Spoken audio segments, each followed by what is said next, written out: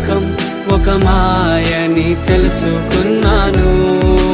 ఏది నా సొంతం కాదనుకున్నాను.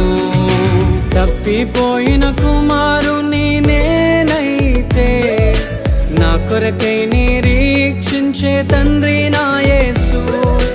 తప్పిపోయిన కుమారుని నేనైతే నా కొరకై నిరీక్షించే తండ్రి నా యేసు.